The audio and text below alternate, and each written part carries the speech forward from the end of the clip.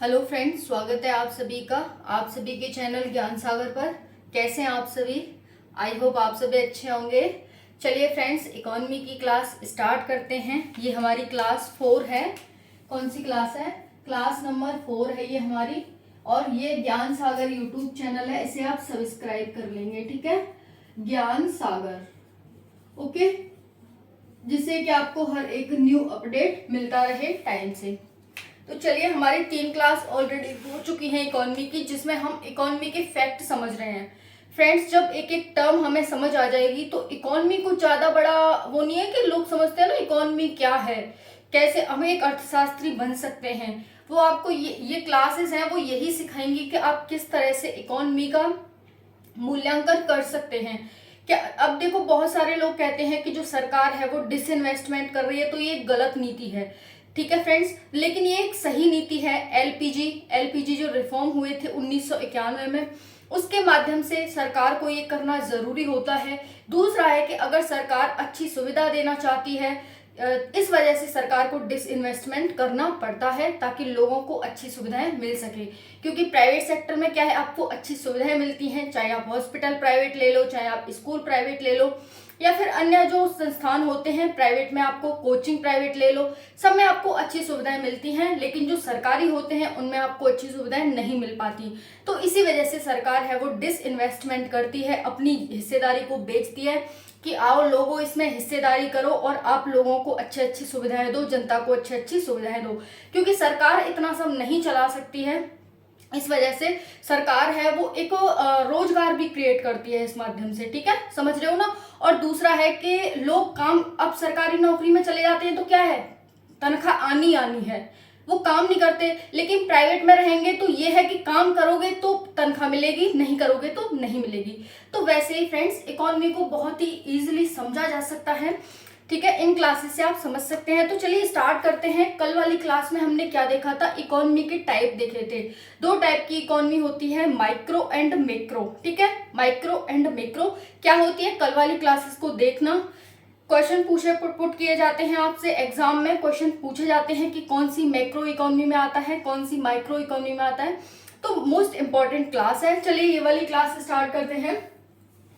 Market क्या है, इस वीडियो में हम मार्केट वेब के बारे में पढ़ने वाले। मार्केट है क्या? तो देखो, मार्केट क्या है, a place where buyer and seller make a deal. एक ऐसा स्थान है मार्केट, जहां पर एक तरफ से बायर आता है, दूसरी तरफ से सेलर आता है। बायर मतलब खरीदने वाला, सेलर मतलब बेचने वाला। तो एक ऐसा स्थान है जहां पर बायर खरीदने वाला और बेचने वाला दोनों मिलते हैं। बेचने वाला बेचेगा और खरीदने वाला उसे खरीदेगा। ऐसे स्थान को ही हम मार्केट कहते हैं। क्या हो गया, मार्केट समझ आ गई?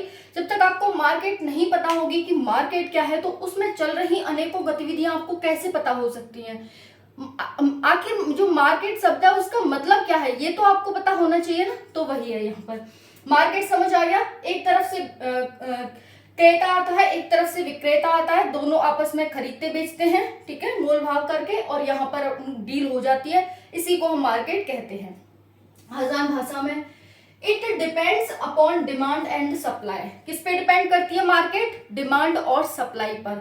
किसकी demand and supply? Buyer demand करता है, बायर मतलब खरीदने वाला। अब खरीदने वाला डिमांड ही करेगा ना। तो जैसे अब मैं ये मार्कर खरीदने गई, तो मैं क्या कर रही हूँ, डिमांड कर रही हूँ कि क्या आपके पास मार्कर है, मुझे मार्कर चाहिए, क्या आपके पास मार्कर है, कितने प्राइस का है। एक से मुझे लगेगा कि महंगा दे रहा है तो मैं दूसरे पर जाऊंगी, दूसरा लगेगा महंगा दे रहा है तो मैं तीसरे पर जाऊंगी। तो ये क्या है फ्रेंड्स, ये डिमांड है, हम डिमांड पुट कर रहे हैं। और डिमांड कौन पुट करता है? क्रेता, खरीदने वाला। ठीक है, खरीदार डिमांड पुट करता है। और सप्लाई कौन करता है? सप्लाई मतलब मांग की आपूर्ति कौन करता है? वो हमारा सेलर करता है, यानी विक्रेता करता है। तो क्रेता विक्रेता कह लीजिए, बायर को हम क्रेता कहते हैं, सेलर को हम विक्रेता कहते हैं। जो हिंदी वाले होंगे वो ऐसे समझेंगे, जो इंग्लिश वाले होंगे वो बायर एंड सेलर से समझेंगे। क्लियर? तो फ्रेंड्स, यहाँ पर जो मार्केट होती है वो डिपेंड करती है डिमांड एंड सप्लाई पर। डिमांड है वो बायर पुट करता है, सप्लाई को सेलर सप्लाई को पुट करता है। क्लियर? ठीक है। अब देखो मार्केट 3 टाइप की होती है यहाँ पर। मार्केट कल हमने इकोनॉमी 2 टाइप की देखी थी, आज हम मार्केट को 3 टाइप की देखेंगे।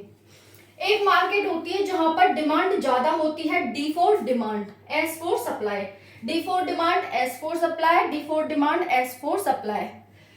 डिमांड जब ज्यादा होती है, ये इधर इसका हुआ, इधर साइन है ये, तो डिमांड जब ज्यादा होती है सप्लाई से, तो ऐसी मार्केट में कैसी स्थितियां उत्पन्न होती हैं? जब डिमांड ज्यादा होती है सप्लाई कम होती है, तो मार्केट में ऐसी परिस्थितियां उत्पन्न हो जाती हैं। ऐसी इस परिस्थिति को हम महंगाई कहते हैं। क्लियर? देखो समझो, ये मेरे पास 5 मैंगो हैं, ठीक है, मैंगो का सीजन है, नींबू ले लो, नींबू है, ये 5 नींबू हैं, शिकंजी के लिए चाहिए होते हैं, 5 नींबू हैं, और यहाँ पर 6 खरीदने वाले आ गए, क्रेता, 6 क्रेता आ गए। अब क्या हो गया यहाँ पर, मैंने कहा डिमांड ज्यादा है, यानी डिमांड का मतलब क्रेता खरीदने वाले ज्यादा आ गए। डिमांड कौन पुट करता है? बायर ही तो पुट करेगा, क्रेता ही तो पुट करेगा। तो 6 यहाँ पर क्रेता आ गए, ये हमारे पास बायर हो गए, और यहाँ पर ये हमारी गुड्स हो गई, यानी कि नींबू हो गए। गुड्स मतलब वस्तु है, तो यहाँ पर ये नींबू हो गए। अब फ्रेंड्स ये क्या है, 6 लोग हैं, 5 ही चीज है। अब कैसे खरीदेंगे ये?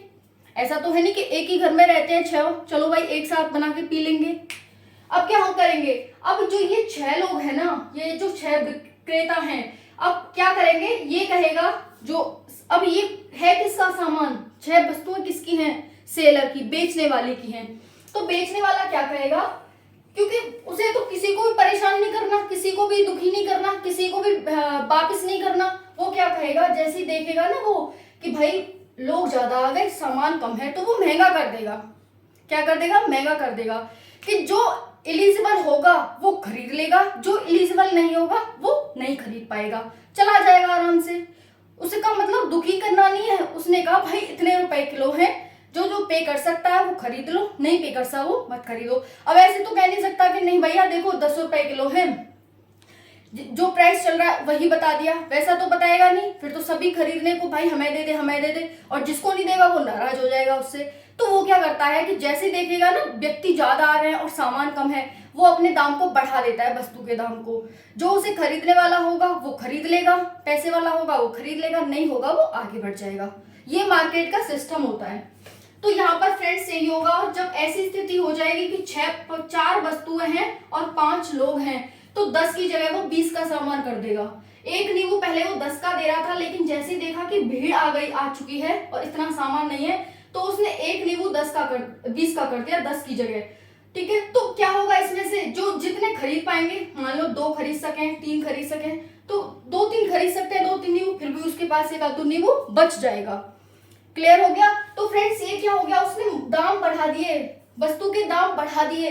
इसका मतलब जो हमारे पास पहले 10 रुपए के बराबर एक नींबू आ रहा था, अब वो 20 रुपए के बराबर एक नींबू आ रहा है। इसका मतलब मुद्रा का दाम कम हो गया और वस्तु का दाम बढ़ गया। इसी को हम इन्फ्लेशन कहते हैं, महंगाई कहते हैं। महंगाई में मुद्रा का दाम कम हो जाता है और जो वस्तु है वो उसकी वैल्यू होती है वो बढ़ जाती है। समझ आ रहा है?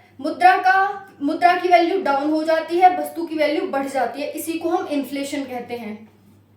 तो इसमें इन्फ्लेशन हो जाएगा। अब देखो यहाँ पर डिफ्लेशन और यहाँ पर परफेक्ट कंपटीशन, ये हम कल वाली क्लास में समझेंगे। यहाँ पर क्या हो रहा है, डिमांड कम है, सप्लाई ज्यादा है, यहाँ पर डिमांड और सप्लाई दोनों बराबर हैं। आज के लिए आपको ये कॉन्सेप्ट अच्छे से समझना है कि इन्फ्लेशन आखिर होता क्या है। आपने हजारों टीचरों से पढ़ा होगा, मैं ये नहीं कहूंगी कि सभी ने एक जैसा पढ़ाया होगा कि एकदम आपके समझ ही नहीं आया होगा, लेकिन बहुत सारे बच्चे हैं जिनके समझ नहीं आया होगा। तो आई होप यहाँ से समझ आ गया होगा। ठीक है, ये दोनों टॉपिक हम कल करेंगे। ठीक है, तो कल वाली क्लास में जरूर मिलना, ये वाला अच्छे से करके आना। जो भी डाउट हो कल वाली क्लास में पूछ लेना, कमेंट सेक्शन में पूछ लेना। ठीक है, चलिए, थैंक यू सो मच, जय हिंद।